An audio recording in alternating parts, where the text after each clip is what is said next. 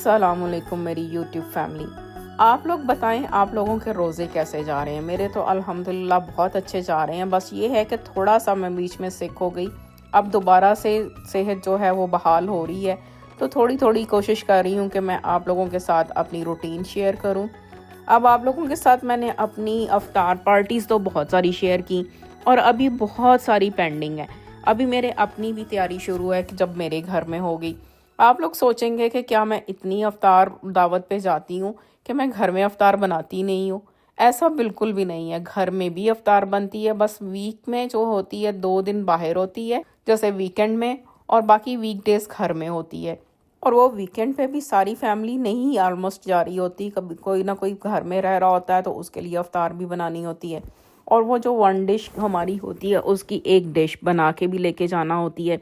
बहुत अरसा पहले हम लोग खुद से करते थे, यानी सारी तैयारी खुद से करनी और खुद ही अफ्तार करनी, फिर बाकी अफ्तार पे हम कुछ लेके नहीं जाते थे। इस तरह से एक दिन में अब थक तो बहुत जाते हैं, लेकिन ये अब फ्री हो जाते हैं। अब दोनों तरीके ही जो है, आसानी भी है और मुश्किल भी है। एक में आप एक ही दफ़ा में बहुत ज़्यादा थक जाते हैं और बाकी आप इंजॉय करते रहते हैं, और दूसरे तरीके में ये कि आपका काम का बोझ जो है वो थोड़ा कम हो जाता है और आप इंजॉय करते रहते हैं। हमसे ज़्यादा तो अब हमारे बच्चे इंजॉय करते हैं। जैसा कि मैंने आप लोगों को अपने पिछले व्लॉग्स में भी बताया कि हमारे बच्चे इन दावतों पे जो है शलवार कमीज़ बहुत अच्छे तरीके से पहनना सीख गए हैं। पहले तो वो बहुत इनकार करते होते थे कि हमें नहीं पहनना, ये कंफर्टेबल नहीं है, लेकिन अब इतना लुक फॉरवर्ड कर रहे होते हैं, बाकायदा आपस में डिस्कस करते हैं, डिसाइड करते हैं कि आज किस तरह की शलवार कमीज़ पहनी जाएगी, और उसी तरह की बच्चियां पहन के जाती हैं। बहुत मज़ा आता है। अब साथ साथ में मैं आपको थोड़ा सा अपनी रेसिपी का दे दूं। मैंने देखा है आप लोगों ने कि छुरी के साथ काटे हैं इनको, भिंडी को। मुझे लगता होता है कि ये जो कटिंग बोर्ड है और ये सारी चीज़ें हैं ना, ये एक ड्रामा भी लगता होता है मुझे, और दूसरा ये कि इससे काम भी स्लो और बर्तन भी ज़्यादा। बहुत सारे बर्तन, यानी आपको कटिंग बोर्ड भी धोना पड़ता है, उसके अलग से नाइफ होते हैं। मुझे ये काम बखेड़ा लगता होता है, इससे बेहतर लगता होता है कि आप हाथ से फटाफट काट लें। एक दिन मैं फ्रूट चाट काट रही थी तो मेरा बेटा हैरान होकर देख रहा था कि मेरी स्पीड कितनी है। और मैं भिंडी फ्राई करके बनाती हूँ क्योंकि इसकी लेस जो है मुझे आज भी अच्छी नहीं लगती। बहुत सारे लोग बगैर फ्राई किए बनाना शुरू हो गए हैं, लेकिन पता नहीं भिंडी का जो है ना, वो मुझे जायका बिल्कुल भी अच्छा नहीं लगता। लेकिन मैं फ्राई करके ऐसे एक छलनी रखी होती है प्लेट में या बाउल में, उसके अंदर निकालती जाती हूँ। इस तरह से उसमें से जितना एक्स्ट्रा ऑयल होता है वो नीचे ड्रिप होता रहता है जब तक हम उसका दूसरा मसाला रेडी करते हैं। फिर बहुत सारा ढेर सारा प्याज डालती हूँ। ढेर सारा प्याज जैसे करेलों में या हम भिंडी में डालते हैं। और इसके साथ साथ अगर मुझे पाकिस्तानी मिर्चें मिल जाए ना, तो क्या ही कहने कि उसके ऊपर पाकिस्तानी मिर्चों का एक जो है वो मसाले में डाल के उसका एक बघार सा लगा देती हूँ। भिंडी मुझे भी बहुत पसंद है और ये वो सब्ज़ी है जो मेरे बच्चे सहरी के टाइम खा लेते हैं। सालन में ये एक ऐसा सालन है जो कि ये वो सहरी में खाते हैं, वरना कोई सालन कोई चीज़ नहीं खाते। या बच्चे बेगल खा रहे होते हैं या अंडा रोटी खा रहे होते हैं, या कोई हल्का सा आलू का पराठा या कुछ इस तरह की चीज़ बना दो। सालन में कोई सालन सहरी में नहीं खाते सिवाय एक भिंडी के। और मैंने बहुत दिन से मेरा दिल कर रहा था कि मैं पकौड़े बनाऊं, और मेरे से मौका नहीं मिल रहा था और ना ही बन पा रहे थे, टाइम नहीं हो रहा था। पकौड़े ज़्यादातर मैं ही शौक से खाती हूँ, बच्चे इस तरह के पकौड़े नहीं खाते। मैं खा लेती हूँ या मियाँ खा लेते हैं। तो मोस्टली ये होता है कि हम अपनी जो चीज़ें होती हैं उनको पीछे कर देते हैं और बच्चों की पसंद की चीज़ें बनाते रहते हैं। तो आज मैंने सोचा कि नहीं, कुछ भी हो जाए मैंने तो पकौड़े बनाने ही बनाने हैं। और मैंने लास्ट जो है ना एंड पे तैयारी की, इसलिए मुझसे बहुत अच्छी तरह से रिकॉर्डिंग भी नहीं हो पाई इसकी।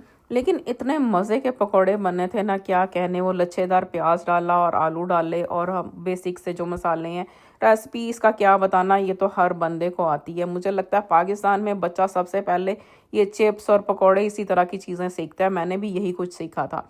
मैंने जो सबसे पहले कुकिंग की थी वो चिप्स बनाती थी या मैंने चावल बनाए थे। मुझे चावल भी बहुत पसंद थे। तो ये वो चीज़ें हैं जो बच्चा बचपन से ही सीख लेता है, तो इसलिए मुझे लगता होता है कि इसकी रेसिपी देना बताना कोई इतना मैटर नहीं करता। बहुत सारे लोग इसमें चाट मसाला डालते हैं, कसूरी मेथी डालते हैं, दूसरे मसाले डालते हैं। बस मैं बेसिक से मसाले डालती हूँ क्योंकि हम लोग हेल्थ के हिसाब से भी देखते हैं। चाट मसाला मुझे एलर्जी करता है, इसलिए वो चीज़ें मैं नहीं डालती। आप देखेंगे कि मैंने फ्रूट चाट में भी नहीं डाला होता। मेरी बहुत सादा सादा सी चीज़ें होती हैं। बाहर जब हम कहीं दावत पे जाते हैं या इफ्तार पे जाते हैं, वहाँ पे खा लेते हैं, लेकिन सम टाइम खाने के बाद फिर आपको मेडिसिन लेनी पड़ती है। तो मेरी भरपूर कोशिश होती है कि मैं जितना अवॉइड हो सके उतना कर लूँ।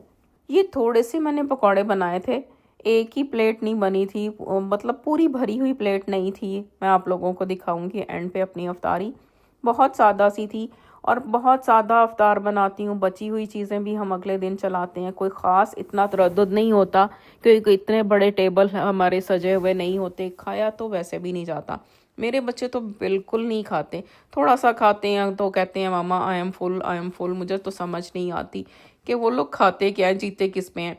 एक दफ़ा मैंने अपनी फैमिली डॉक्टर से कहा तो वो कहती है कि यहाँ के बच्चे जो है ना, यहाँ की जो आबो हवा है वो इतनी हेल्दी है कि उस पर भी पल जाते हैं, तो फिक्र नहीं किया करो। बच्चा अगर एक कैंडी भी खा लेता है तो वो अपनी एनर्जी पूरी ले लेता है। तो फिर मैंने आहिस्ता आहिस्ता इनका ज़्यादा पीछा करना छोड़ दिया। और बच्चे जैसे जैसे बड़े होते जाते हैं उनके तो टेस्ट बड भी इतने चेंज हो जाते हैं ना। अब तो ऊबर ने भी बहुत पागल कर दिया हुआ है। ऊबर ने इनको इतनी ऑप्शंस दे दी हुई हैं कि हम लोग जो भी बना के रख लें, अगर उनको पसंद नहीं आता तो फटाफट से ऊबर कॉल कर लेते हैं। मेरी एक फ्रेंड कहती है कि उसके बच्चे कहते हैं कि ऊबर से जो फूड आता है वो फ्रेश होता है, जो घर में बनाते हैं वो फ्रेश नहीं होता, क्योंकि उसको आवर्स एंड आवर्स लगते हैं बनने में। अब जो ऊबर से फूड आता है वो तो उन्होंने देखा नहीं होता कि उसका पीछे मील प्रेप कितना टाइम पे हुआ है। वो हालांकि फ़्रेश नहीं होता लेकिन उनको फ़्रेश लगता है क्योंकि वो घर में इतनी खुशबुएं नहीं फैली होती। ये मेरा इफ्तार टेबल था, बहुत ही सिंपल सा। देखें, चंद एक पकौड़े शामी मैंने फ्रीज़ किए हुए थे वो निकाले, और चिकन भी मैंने मैरिनेट करके रखा था, जस्ट 2 पीस, और राइस बनाए थे साथ में। और फ्रूट में मैंने कैंटालूप कट किया था, लेकिन किसी ने भी नहीं खाया। ये इतना सा फूड भी मेरे घर में ख़त्म करना मुश्किल होता है। और ये भिंडी जो कि मैंने सहरी के लिए बनाई थी, बस इस वक्त अफ्तारी में रखी थी, जो हम थोड़ी सी रोटी के साथ खा लेंगे। बच्चे राइस खा लेंगे, मैं और मियाँ रोटी खा लेंगे या राइस खा लेंगे। इस तरह से ये टेबल जो था इसमें भी हमारा बेइंतहा फूड बच गया था, जो नेक्स्ट डे हमने चलाया। यहाँ बच्चे रात को चलते फिरते खाते पीते रहते हैं सम टाइम। तो बस पकोड़े मैंने और मेरी बेटी ने रात को जो है बाकी बचे हुए सारी ख़त्म कर दिए थे। अब जल्दी से जाके मुझे कमेंट सेक्शन में बताइए कि आपको मेरा सादा सा इफ्तार टेबल किस तरह का लगा।